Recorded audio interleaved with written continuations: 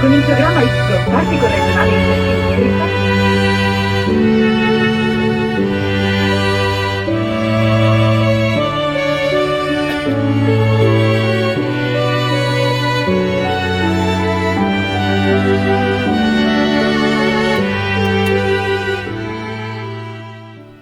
Welcome to Galileo's Pisa.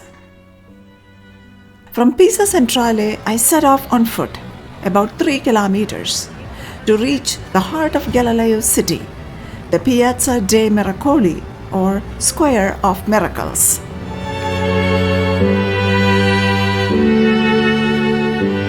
About halfway through my walk, I reached the Ponte di Mezzo, Pisa's main bridge spanning the Arno River.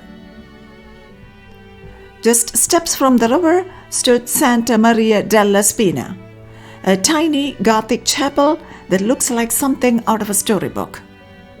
Built in 1230 to hold a thorn from Christ's crown, it's no longer home to the relic, but its intricate spires still take your breath away. From there, it was about a 20-minute walk to the Square of Miracles. I couldn't help but picture young Galileo wandering these same streets, his mind teeming with questions that would one day shake the foundations of science. The Piazza dei Miracoli is nothing short of magical, a sprawling UNESCO World Heritage Site that holds centuries of history within its 20-plus acres, and easily one of Italy's most awe-inspiring spaces. Between the 11th and 14th centuries, Pisa's wealth and ambition took shape here in 4 extraordinary monuments. The echoing Baptistery, the soaring Cathedral, the iconic Leaning Tower, and the peaceful Camposanto Monumentale cemetery. It's called the Square of Miracles for a good reason. This is where faith, art, and science once converged in harmony. Every step through the square tells a story. Walking these grounds felt like stepping straight into history. Galileo was born right here in Pisa on February 15, 1564. His father, Vincenzo, was a talented musician and music theorist from Florence, and his mother, Giulia Ammannati, came from nearby Pescia. Growing up surrounded by art and science, it's no wonder Galileo's curiosity sparked so early. One of the first stops to feel that history is the Baptistery of Pisa, the largest in Italy, dating back to the 12th century. When I stepped inside, I was amazed by the soaring dome and the magical acoustics that make even the tiniest whisper echo through the vast space.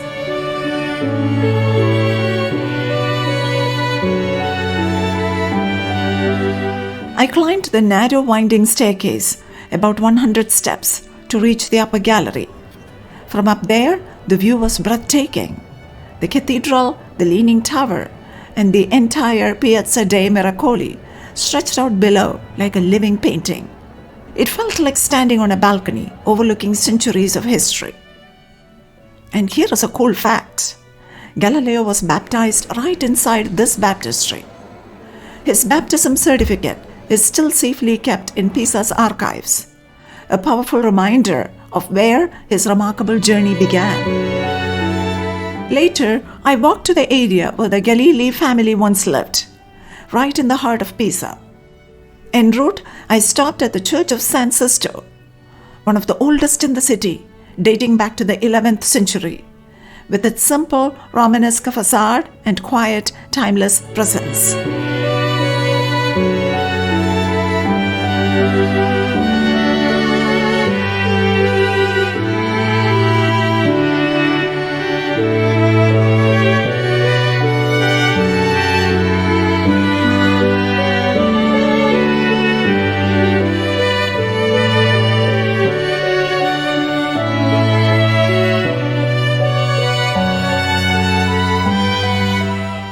Just a few meters from Church of San Sisto lies Piazza dei Cavalieri, a square that was once the political center of medieval Pisa.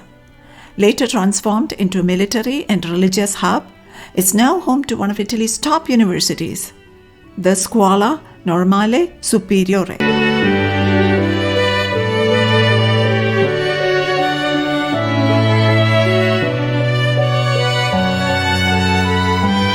Next, I made my way to Borgo Stretto, a historic shopping street, heading toward the corner with Via Mercanti, about a kilometer from Piazza dei Miracoli. I was on a mission to find the plaque on Palazzo Bocca, marking the childhood home of the Galilei family, where Galileo lived from 1563 to 1574.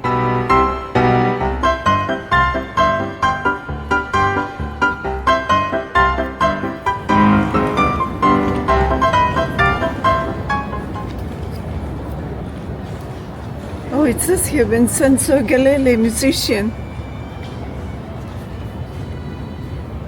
So, Via Mercanti, and this is Galileo's father, musician Vincenzo Galilei. Padre di Galileo, that is the father of Galileo.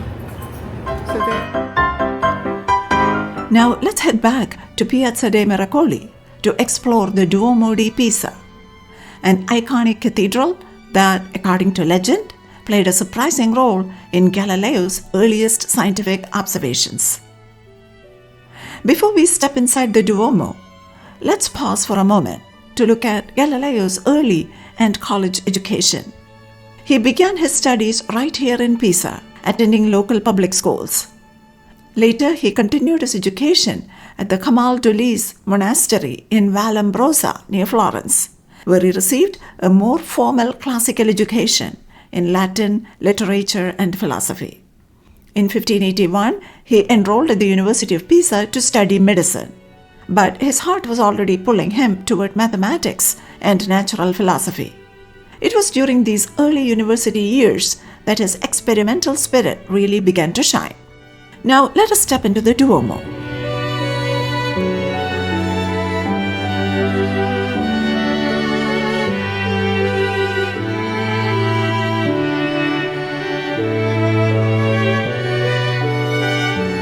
Legend has it that around 1583, young Galileo stood right here in the Duomo, watching a lamp swing back and forth. Using his own pulse to time it, he noticed something remarkable.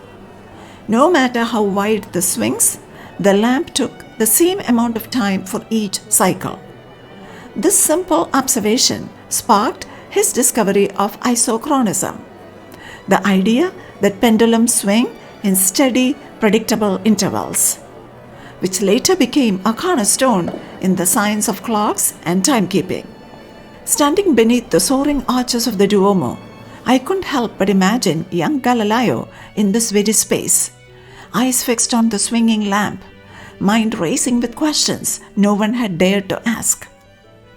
The striped marble columns, the glittering Byzantine mosaics, the golden coffered ceiling, the bronze doors telling sacred stories. This cathedral was more than a place of worship. It was a place where wonder met observation. It is here that Galileo's journey from student to scientist began, one pulse-timed swing at a time. While the original lamp no longer hangs here, it's now kept in the nearby Aula Chapel in the Camposanto Monumentale. The spirit of Galileo's discovery still feels alive within these walls. This moment inside the Duomo was just the beginning. Around the same time, as a student at the University of Pisa, Galileo began to challenge the long-held teachings of Aristotle, particularly about motion and falling objects. What set him apart wasn't just questioning these ideas. It was his insistence on testing them through observation and experiments, a bold new approach for his era. Eager to see the original lamp that sparked Galileo's insight, I made my way next to the Camposanto Monumentale, or the Monumental Cemetery.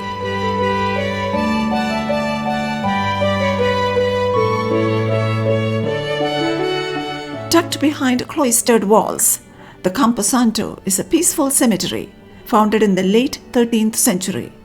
Said to be built on sacred soil brought back from Golgotha, the hill where Jesus was crucified. Over time, it became the final resting place for Pisa's nobles, scholars, and artists.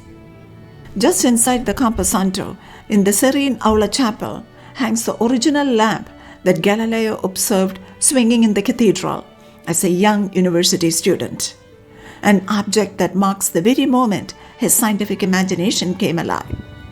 As I walked the hushed halls, I was surrounded by centuries-old frescoes, some even older than the Sistine chapels.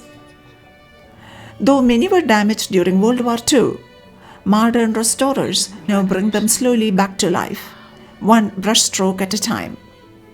It felt less like a cemetery and more like a living museum where the past breathes again. Among those buried here is Leonardo of Pisa, better known as Fibonacci, the medieval mathematician who introduced the famous number sequence that shows up everywhere from sunflowers to spirals in galaxies. Galileo isn't buried here. His tomb lies in Florence's Basilica of Santa Croce. But in the Aula chapel, the lamp that lit his mind still glows with meaning. By 1585, Galileo left the university without a degree to Florence. But this didn't stop him. Instead, it gave him the freedom to teach mathematics and pursue his own experiments, laying the foundation for a scientific revolution grounded in logic, measurement, and proof. After leaving Pisa, Galileo supported himself by tutoring students privately in Florence and Siena. It was during this time, in 1586, while teaching at Vallombrosa, that he completed La Bilancetta, or the Little Balance. This work explained Archimedes' method of using a balance to find the specific gravities of substances, a clear early sign of Galileo's experimental spirit. In 1589, at just 25 years old, Galileo was appointed chair of mathematics at the University of Pisa. It was here that he began boldly questioning the long-held ideas of Aristotle about motion and falling objects. Aristotle's teachings, which had dominated science for nearly 2 millennia, included claims like heavier objects fall faster, objects fall at a constant speed, and that motion requires a constant force to continue. Galileo's curiosity and determination led him to design experiments that would challenge these accepted beliefs. Using inclined planes, he slowed down motion to measure it precisely, discovering that objects accelerate as they fall. Their speed increases over time, contrary to Aristotle's claim of constant speed. He introduced the concept of inertia. An object in motion remains in motion unless acted upon by an external force, a crucial foundation for classical physics. He also demonstrated that without air resistance, objects of different weights fall at the same rate, disproving the idea that heavier objects fall faster. This revolutionary spirit of inquiry is what makes the Leaning Tower of Pisa more than just an architectural wonder. Why is the tower leaning? Construction began in the 12th century, but just a few stories up, builders discovered the ground was too soft on one side, causing the iconic tilt. Engineers have worked for centuries to stabilize it, and in the 1990s, they managed to reduce the lean slightly to ensure safety. The Leaning Tower of Pisa isn't just an architectural wonder. It's the stage for one of Galileo's most iconic experiments. Legend has it that around 1600, while teaching at the University of Pisa, from the top of the tower he dropped 2 spheres, one heavy and one light, to prove they would hit the ground at the same time, directly challenging Aristotle's teachings. It's a classic story every science lover cherishes. I couldn't resist paying tribute to Galileo by reenacting it myself, though on the lawn in front of the Leaning Tower with 2 rocks.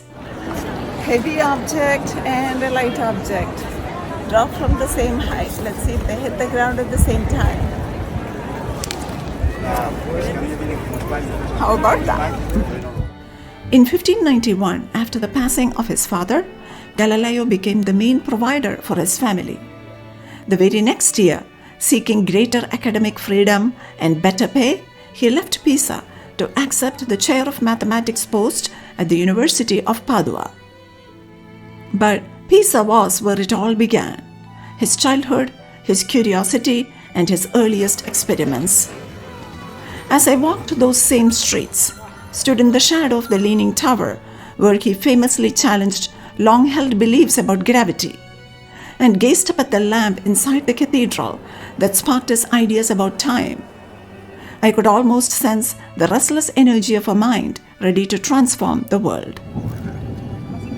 On the train back to Florence, with the Tuscan landscape slipping past, I found myself reflecting on Galileo's journey. How even in his early years in Pisa, he dared to question the most accepted truths, armed with insatiable curiosity and a pioneering scientific spirit. Walking the same paths, standing within the same walls, and looking up at the same iconic tower, I felt connected to that unyielding drive to keep asking questions, a spark I will carry with me forever. Please subscribe, like, and share for more science stories. Happy learning. Thank you.